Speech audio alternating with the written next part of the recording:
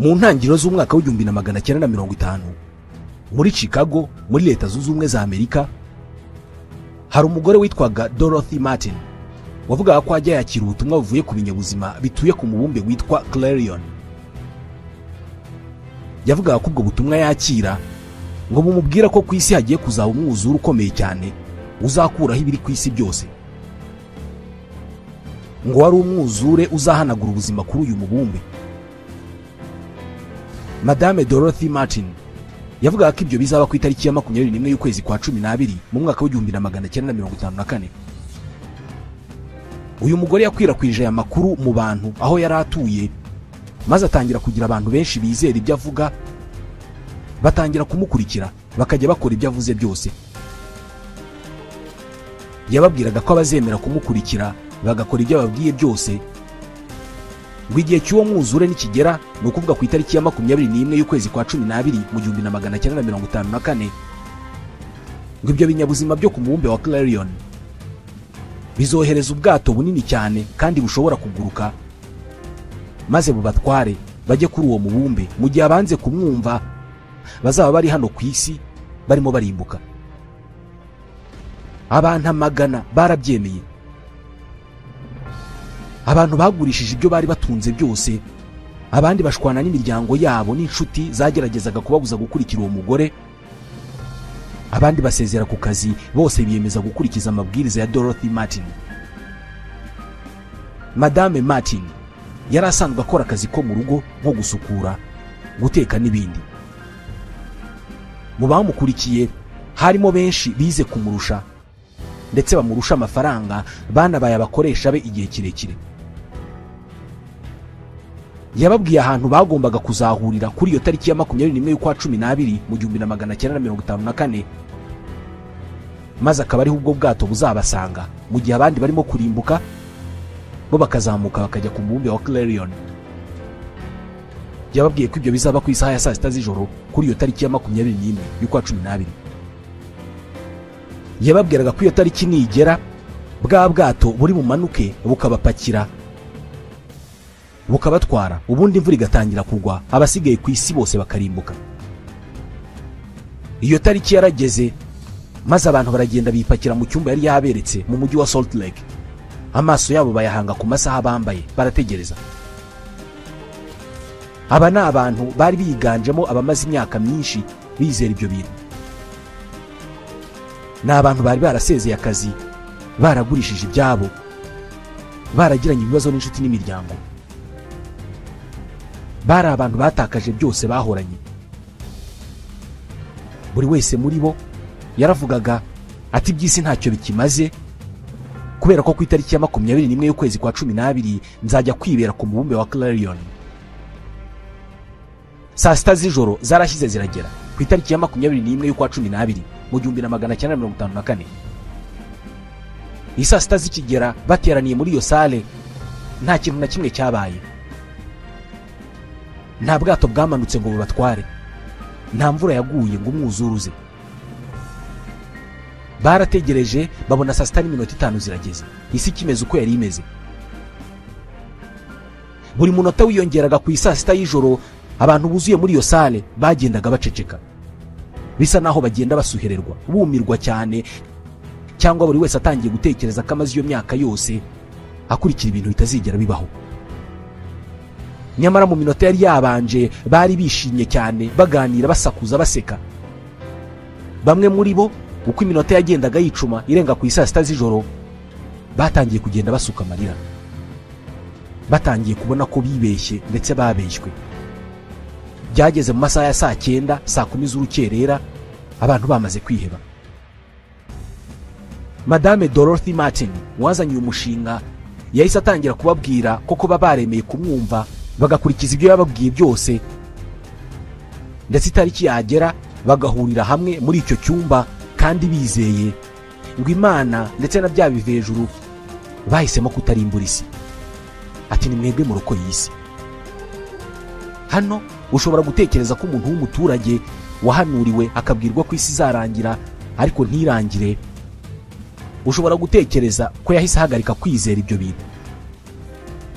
Oya, abantu ntabwo ari uko bameze. ibi ngibi yababwiye by'uko barokoye isi nabyo barabyizeye, nubwo bamwe muri bo bahise babivamo babona ko bayobye, ariko abenshi muri bo noneho babyinjiyemo cyane kurushaho, batangira kwiyita abacunguzi b'isi. Iminsi 3 yarashize bigera ku itariki ya 24 y'ukwa 12. Madame Dorothy Martin yari yababwiye ko noneho yakiriye ubundi butumwa ko bazakurwa ku isi mu ijoro ribanziriza Noheli. Bagiye mu gitaramo cya Noheli noneho biteguye kugenda. Ijoro ryose baraye baririmba indirimbo za Noheli bati turatashye turazamutse. Nanone nta kintu cyabaye. Nanone kandi aba bantu ntabwo bahise babivamo, ahubwo bakomeje kwizera ko umunsi umwe ibinyabuzima biba ku mubumbe wa Clarion bizaza kubatwara bakajya kwibera kuri uwo mubumbe, mu gihe abasigaye ku isi bo bazarimburwa n'umwuzure.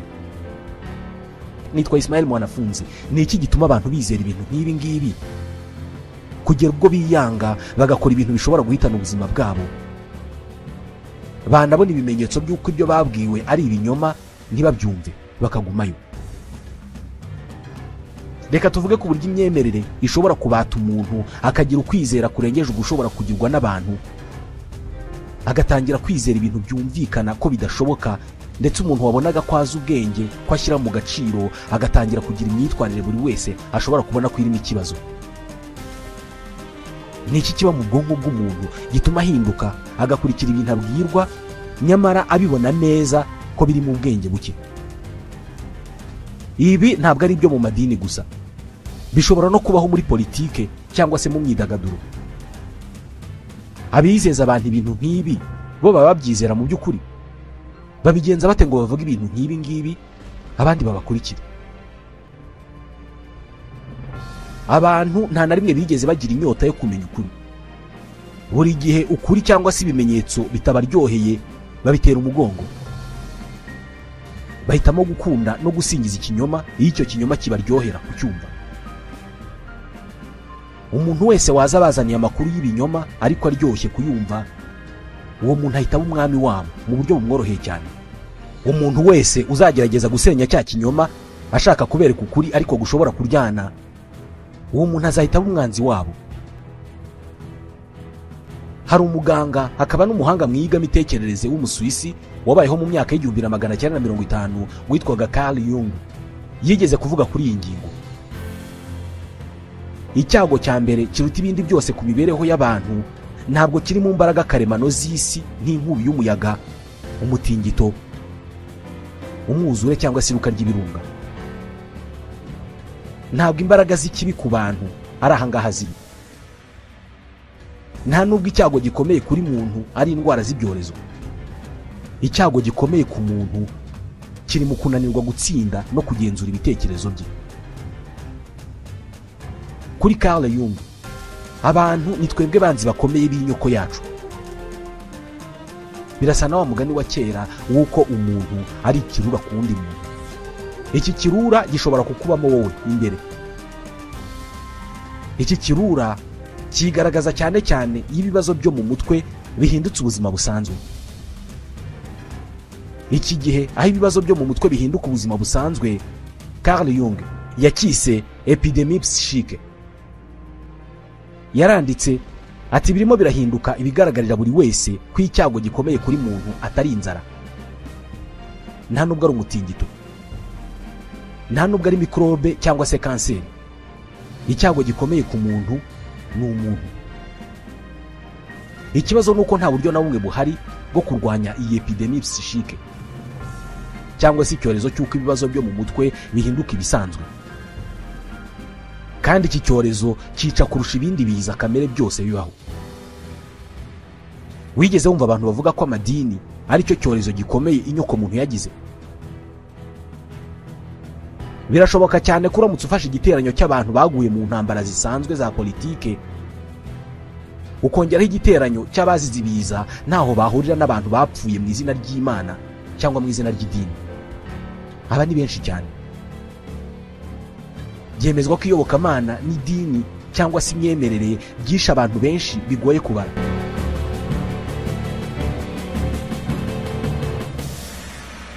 dore imwe mu mibare y'abantu bishwe mu izina ry'Imana cyangwa se imyemerere kuva Yezu Kristo yishwe. Iyi ni imwe mu mibare, ntabwo ari yose. Hagati y'ikinyejana cya 9 n'icya 15 mu Burayi habaye intambara 9, intambara bise Croisade. Ni intambara zarwanwaga n'abakristu barwaniraga kwamamaza ubukristu hose ku isi. Umwihariko w'izi ntambara ni uko abarwanyi bazo bahembwaga umugisha, cyane cyane umushumba wa Kiliziya Gatolika yabahanaguragaho ibyaha. Zari intambara zo kwitangaho ibitambo. Izi ntambara zafatwaga nk'intambara ntagatifu ku bakristu bo mu Burayi icyo gihe. Kwari ukwitanga ugapfa kubw'urukundo ukunda Umukiza. Hagati y'umwaka wa 622 n'umwaka wa 750 nyuma ya Yezu, igisirikare cya mbere cy'Abayisilamu cyavuye muri Arabiya kigarurira Palestine, Syria, Mesopotamia, Misiri, Afrika y'Amajyaruguru na Espanye.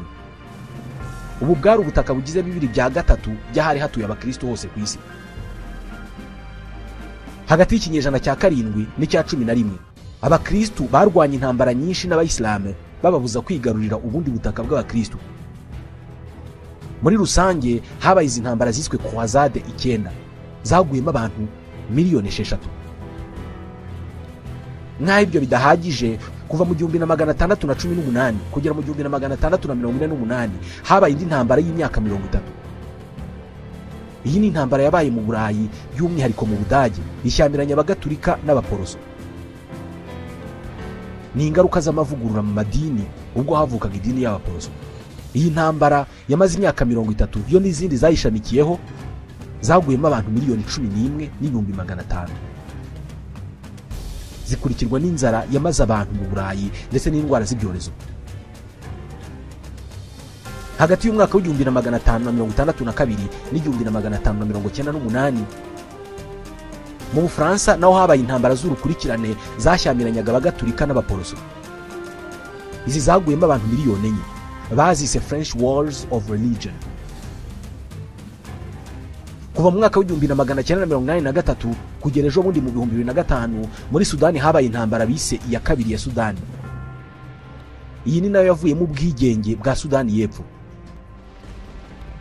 Ni intambara y'amoko n'iyobokamana. Leta yari yowe n'Abarabu b'Abayisilamu yashakaga ko abaturage bo mu majyepfo ya Sudani bagendera ku matwara ya Kisilamu. Kubera ko abangabo mu majyepfo batabishakaga, barishwe bikomeye. Mu myaka 22 iyi ntambara yahitanye abantu 2,000,000. Ni imwe mu ntambara zabaye ndende kandi zica abantu benshi nyuma y'intambara ya kabiri y'isi. Iyi ntambara yateje indwara z'ibyorezo n'inzara ku buryo kugeza n'ubu Sudani y'Epfo iracyari mu ntambara. Byose byahereye ku bwicanyi bukozwe mu izina ry'Imana. Intambara yo muri Libani yashyamiranyije abakristo n'Abayisilamu kuva mu mwaka w'1975 kugera mu 1990. Nayo yaguyemo abantu 250,000, abarenga miliyoni bava mu byabo. Intambara yo kugerageza kwigarurira Ubuhindi bikozwe n'Abayisilamu yabaye hagati y'ikinyejana cya 13 n'icya 19, yo yaguyemo abarenga miliyoni 80. Iyi ni nayo yavuyemo ivuka ry'igihugu cya Pakistan. Ushobora gukomeza ukabara uvuga intambara n'ubwicanyi bishingiye ku madini ukabona imibare itagira ingano.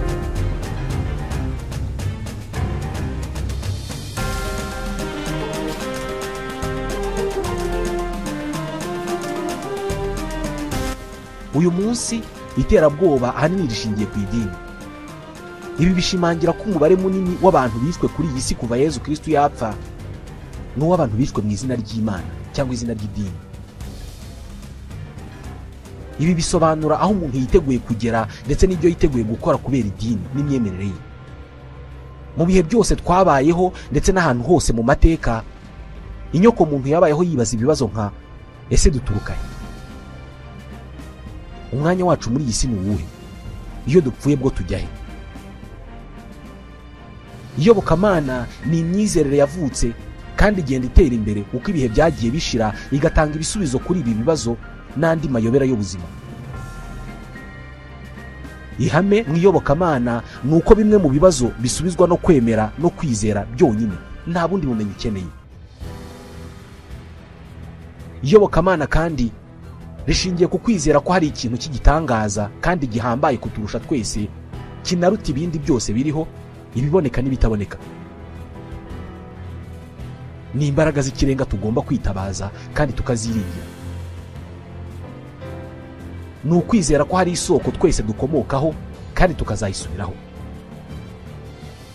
Ibi bituma abahanga mu iyigamitekerereze basobanura ko iyobokamana ari ukwizera ikintu runaka. Buri gihe iyo umuntu avuze ko ari uwo mu idini runaka, aba yigaragaje nk'umwizera cyangwa se umwemera. Kwizera cyangwa se kwemera bivuze iki? Bivuze ko uba utazi ikintu runaka ariko ukaba utiteguye kwemera ko utakizi, hanyuma ugahitamo kucyizera.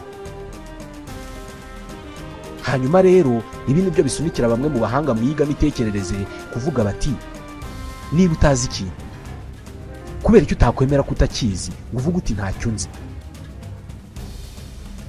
Kuri bo kwemera ko utazi ikintu ni ibintu byiza cyane, kubera ko ni intangiriro y'ubumenyi.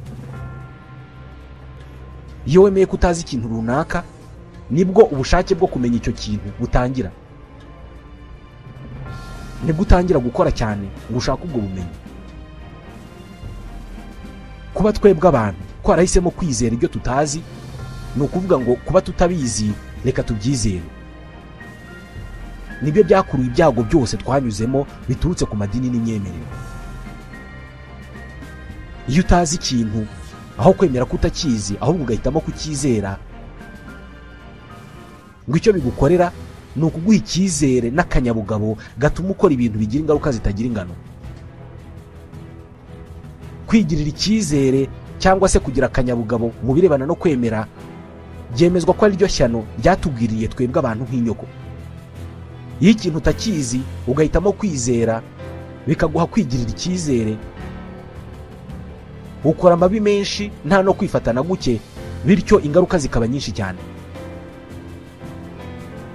Mu iyobokamana no mu madini nta kindi bigusaba ngo ube impuguke muri ibyo bintu abandi bagukurikire. Ntabwo bigusaba amashuri cyangwa se ubundi bwenge karemano. Icyo bigusaba cyonyine ni ukwemera no kwizera kurusha abandi, kandi ugakora ku buryo babibona ko barusha kwemera no kwizera. Ibi bikugira umuyobozi wabo, ukabayobora mu iyobokamana no mu kwemera, bitabaye ngombwa ko barusha amashuri cyangwa se ko wanageze mu ishuri. Kuba kwizera no kwemera ari byo bintu by'ibanze mu madini n'iyobokamana, niyo mpamvu kuri benshi nta kindi bibasaba ngo bemere umuntu bamukurikire. Ntibibasaba kureba ko uwo muntu yize cyangwa se afite ikindi kintu abarusha. Kuba uzi kwizera no kwemera kubarusha kandi ugakora ku buryo babibona, urabayobora nubwo baba bakurusha byose bya hano ku isi. Uyu munsi hirya no hino ku isi hari abantu biteguye gukurikira umuvugabutumwa cyangwa se undi muyobozi w'idini, kandi biteguye gukora ibyo ababwiye byose ku buryo watekereza icyo yabahaye ngo bamukurikire. Mu bihe bitandukanye abavugabutumwa mu madini atandukanye basunikiye abayoboke babo kwiyahura, bakiyica burundu.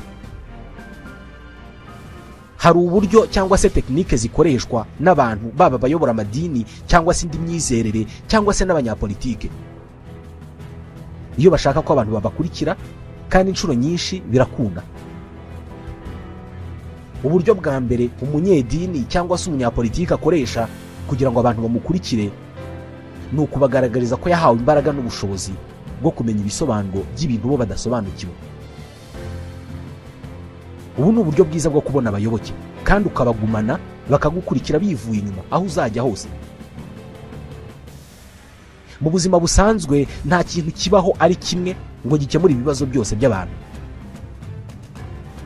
Nta kintu na kimwe kibaho gishobora gukiza indwara ngo gitange amafaranga, gitanga ibisobanuro by'aho tujya iyo tumaze gupfa, gisobanura aho twaturutse n'ibindi.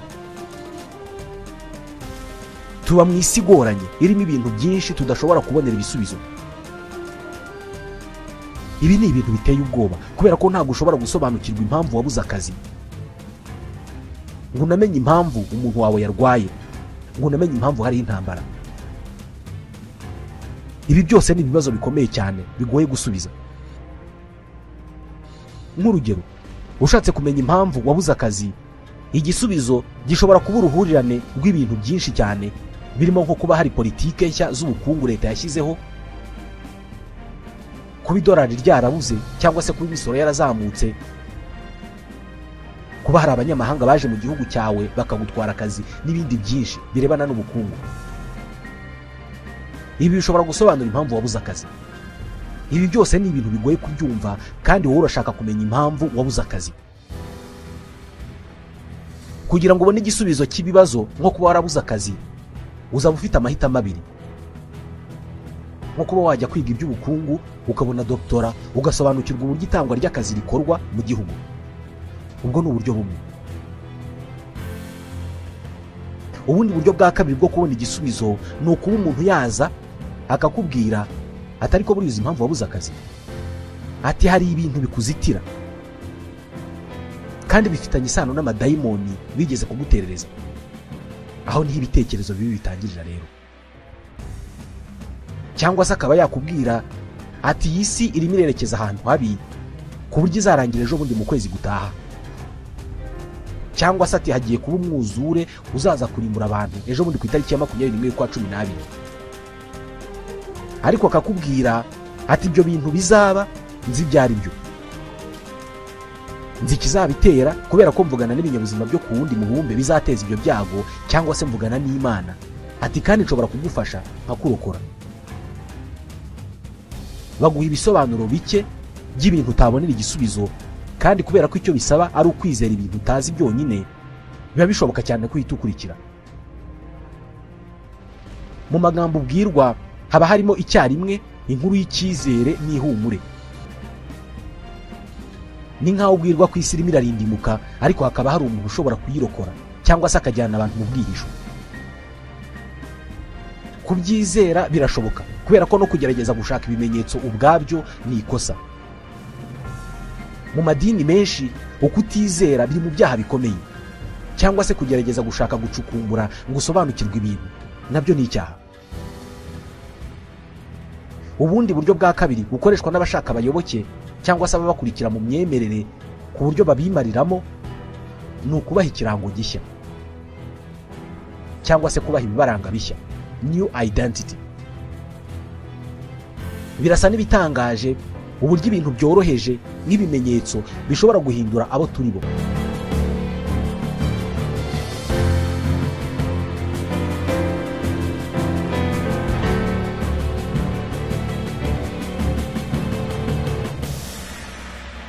Mushobora kuba mwarumvise ubushakashatsi bwakorewe ku banyeshuri bo muri kaminuza ya Stanford. Abashakashatsi batoranije amatsinda y'abanyeshuri bo muri kaminuza ya Stanford. Bamwe bababwira ko ari imfungwa, banabambika imyambaro y'imfungwa. Abandi bababwira ko ari abacungagereza, banabambika imyambaro y'abacungagereza, babaha n'ibindi birango n'imbunda byose. Ni umwitozo bakoze umunsi urenze umwe, ariko icyatangaje ni uburyo aba banyeshuri bagizwe abacungagereza bakoze neza akazi nk'ak'abacungagereza. Batangiye kwitwara nk'abantu bafite ububasha bukomeye, batangira gutoteza bagenzi babo babwiwe ko ari imfungwa. Mu mitwe yabo baguye mu mutego wo kumva ko koko ari abanyabubasha, nyamara kuva mu ntangiriro bari babizi ko ari umwitozo, ko ari imikino. Kuba barambitswe imyambaro y'abacungagereza bakanahabwa imbunda byabahinduye ibitekerezo, ndetse binahindura amarangamutima yabo ku birebana n'uko bari basanzwe babona aba bagenzi babo. Batangiye kubatoteza no kubakubita, kandi babizi neza ko ari umwitozo. Mu yandi magambo, kwishyira mu mutwe ko hari ibikuranga bishya cyangwa se ko wabaye undi muntu bikujyamo vuba, ubundi bikaguhindura wese uko wakabaye. Ukaba waba umuntu mwiza cyangwa se ukaba umuntu mubi. Identite nshya cyangwa se ibikuranga bishya, byaba ari byo cyangwa se atari byo, bipfa kuba byakugiye mu mutwe, biraguhindura. Niyo mpamvu rimwe na rimwe bavuga ko umuntu aba ari mwiza cyane iyo atarabimenya. Iyo yatangiye kumenya ko ari mwiza, wenda abibwirwa n'abantu, ahita ahinduka. Ibi bishobora kugaragarira mu bindi bikorwa nko mu myidagaduro. Ushobora kubuza umuntu mwakuranye cyangwa se munabana, ariko yakwinjira mu bintu by'imyidagaduro igihe ari imbere y'abantu arimo kubashimisha, agahinduka undi wundi, hashobora kuba yari umuntu utuje cyangwa se unagira isoni, unitinya, ariko yakwinjira muri ibyo bintu aho yabonye izina rishya n'umwambaro mushya agahinduka undi muntu. Ibi binagaragarira mu bigare, cyane cyane mu rubyiruko. Umusore cyangwa se inkumi usanzwe uzi witwara mu buryo bwihariye ashobora gukora ibintu bishobora no kuba urugomo utatekerezaga ko yakora, ariko akabikora kubera ko ari kumwe n'abandi mu kigare, ari kumwe n'abandi bantu ashaka kwemeza ko ari umwe muri bo, nyamara yaba ari wenyine akongera akaba we ubwe. Byemezwa ko imwe mu mpamvu zorohereza abantu bafite amadini kubona abayoboke babizirikaho kandi biteguye gukora ibyo babasaba byose, ni uko babaha umwirondoro mushya. Rimwe na rimwe banabaha impuzankano, bakanabaha izina rishya. Kwiyumva nk'aho muremye umuryango mushya w'abantu bashya batandukanye n'abandi bose basigaye. Mwebwe mufite amahirwe kubera ko mwamenye ukuri mukaza muri uyu muryango wacu cyangwa se muri iri dini ryacu. Bariya bandi basigaye bo bari mu byago bikomeye. Aya magambo arahagije ngo uwo muntu yemere gukora ibyo abwiwe byose kugira ngo atandukane na bariya bandi basigaye. Ibi ngibi ushobora kuzabibona ku bayoboke bamwe b'amadini, ushobora gufata uwo basengana nk'umuvandimwe we cyane kurusha umuvandimwe we bavukana mu nda ariko badahuje idini. Uburyo bwa gatatu bukoreshwa ni ugushyira abo bantu ahantu ha bonyine cyangwa se kubashyira mu mibereho itandukanye n'iy'abandi ku buryo biyumva nk'aho baba mu isi ya bonyine itandukanye n'iy'abandi basigaye bose. Ibi ntabwo biba ku bayoboke bose, ariko bamwe muri bo bagenda buhoro buhoro bongera icyizere bagirira abayobozi babo, ku buryo nyuma y'igihe runaka usanga uwo muyobozi w'iryo dini cyangwa se umuryango ari we wenyine wabaye isoko y'amakuru n'ubumenyi bw'imibereho y'abayoboke. Ikibazo cyose umuyoboke yagira yihutira kubaza uwo muyobozi uko ari bubyitwaremo. Iyo abantu bashyizwe muri iyi mibereho bageraho ubuzima bwabo bwose uko bwakabaye bukaba buzengurutse uwo muryango cyangwa se iryo dini babamo, ku buryo umuntu ashobora kuba atazi ibintu birimo kubera muri iyi si kubera ko abo bamuyoboye nibo bonyine bamuha amakuru y'ibyo akwiye kumenya. Ibi bifasha uwo muryango, ihuriro cyangwa se ishyaka cyangwa se idini kugena ukuri abayoboke bakwiye kumenya. Iyo ukuri kose guturuka mu bayobozi, biba byoroshye ko abayoboke bazemera kandi bagakora ibyo abo bayobozi bazababwira byose. Iyo abo bayobozi bababwiye ko kubitsa muri banki ari icyaha, abayoboke babyumva vuba cyane. Ikindi cyorohereza aba bantu kubona abayoboke babihambiraho ni uko ibi ngibi ari ibikorwa bitabamo impaka no kungurana ibitekerezo. Oya, umuvugabutumwa ababwiye ko kunywa amata ari bibi, mu iteraniro nta mahirwe aba ahari yuko hari umuntu uri buzamura ikiganza akavuga ko atari byo, cyangwa se akagaragaza ibimenyetso by'uko amata ari meza, cyangwa se agatanga ikindi gitekerezo. Ukoze ibyo wahita wirukanwa mu idini cyangwa se ugafatirwa ibindi bihano, kubera ko hano intwari ikomeye ihari, cyangwa se icyo buri wese akwiye kugira ni ukwizera. Mu magambo make, iyo ugenzura isi umuntu abamo, iyo ugenzura amakuru uwo muntu abona, ukagenzura ibyo arya, ukagenzura ibyo yambara, ibyo anywa, ibyo avuga, ndetse ugakora ku buryo ntawe ukugisha impaka, kandi ibyo ukabikora utifashishije inkoni cyangwa se ibindi bihano, ahubwo ugakoresha amakuru y'ubwoba y'uko udakora ibyo ngibyo azabihanirwa namara gupfa, abantu baragukurikira aho wajya hose ndetse n'aho wabajyana hose. Birasa no kuvukira mu mujyi muto ukahakurira, ukahiga, ukahabona inshuti, umuryango wawe wose akaba ari huba, mukaba mufite indangagaciro zanyu muri uwo mujyi. Bizakugora kuva muri uwo mujyi ngo ujye gutura ahandi, nubwo waba ubona ko aho handi hari ubuzima bwiza n'amahirwe yo gukira. Muri ibi by'imyemerere nabyo, kubera ko buri muntu agomba kugira icyo yemera n'uko acyemera, ntabwo bizoroha gukura umuntu mu myizerere n'imyemerere yinjiyemo akigishwa byose nk'uko byateguwe n'abashinze iyo myemerere. Ikindi kintu gituma binjira mu myemerere cyangwa se mu madini rimwe na rimwe yitwa y'inzaduka bayimariramo bakemera gukora ibyo wowe utakora, ni uko bereka isi y'impande ebyiri gusa, isi y'icyiza n'iy'ikibi. Hari abatagatifu hakaba n'ikibi. Inshuro nyinshi ugena icyiza n'ikibi ni uwashinze iyo myemerere cyangwa se iryo dini. Uyu niwe mutagatifu muri iyo myemerere. Uyu ni nawe ugena icyiza icyo ari cyo, akagena ikibi icyo ari cyo. Icyiza gishobora kuba gushaka abagore benshi cyangwa se kwiyuhagira inzoga. Ikibi kikaba gutunga indangamuntu cyangwa kujya kwa muganga kwivuza.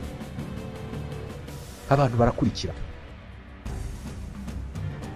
Muri iyi myemerere abantu bamenya icyiza n'ikibi bitewe n'icyo umuyobozi wabo avuga. Ikibi gishobora kuba kwambara imyambaro ifite uburebure runaka, icyiza kikaba kutambara umwambaro na busa. Wisanga uri mu isi y'umukara cyangwa se umweru, hamwe cyangwa ahandi. Amahitamo aba ari abiri yonyine. Urakora ibyo umuyobozi avuga uzajye mu ijuru cyangwa uzazamurwa ujye ku wundi mubumbe nka Clarion. Bitihise wange gukora ibyo avuze uzarimbuke, ariko mbere yaho uzabanza gukurwa muri uwo muryango. Uyu munsi imyemerere mishya igezweho ivuka buri munsi, ikagenda igena ibiri ibyaha n'ibitari ibyaha. Ku bantu bamwe hari ibintu byabaye ibyaha uyu munsi nyamara byari bisanzwe mu myaka 10 ishize.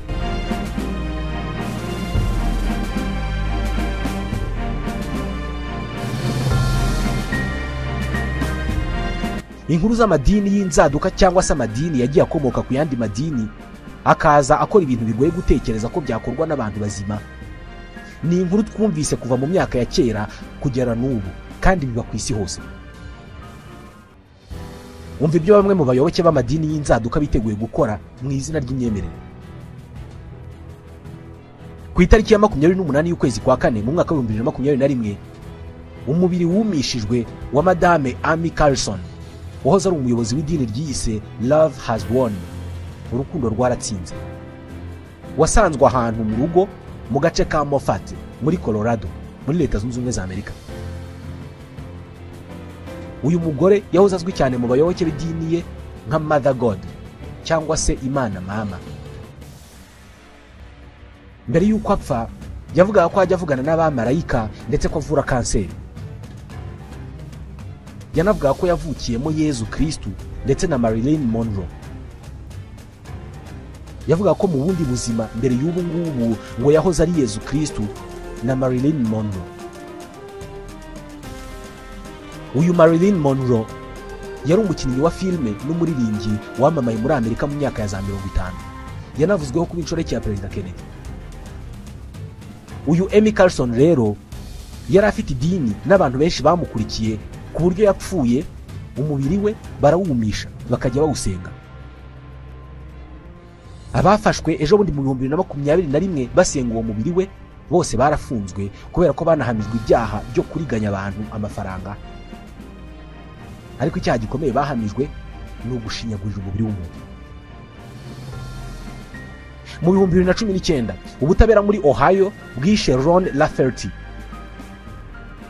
Uyu nguyu yakatiwe urwo gupfa kubera ko yahamijwe icyaha cyo kwica umugore wa mukuru we ndetse n'umwana we w'uruhinja mu 1984. Lafferty yari asanzwe ari umuyoboke w'idini ryiyise School of Prophets, ishuri ry'abahanuzi. Ni idini ryategekaga abagabo gushaka abagore benshi, apana gushakana nabo ngo babane, ahubwo kuryamana nabo. Lafferty yishuye umugore wa mukuru we kubera ko yitandukanije n'iri dini n'iyi myemerere. Lafferty yavuze ko yamwishe abisabwe n'Imana. Abantu biteguye gukora ibyo utatekereza ko bakora kubera idini.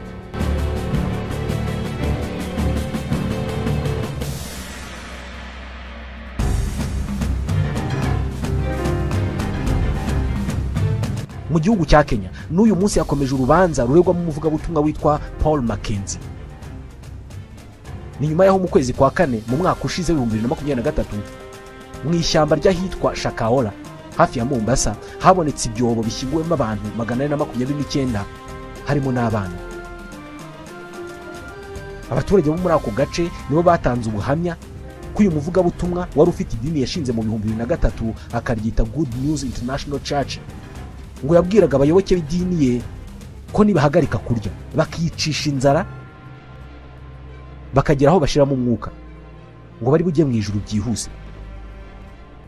Abantu barabikoze kubera ko iyo mibiri yarapimwe basanga benshi muri bo barishwe n'inzara koko irabahitana.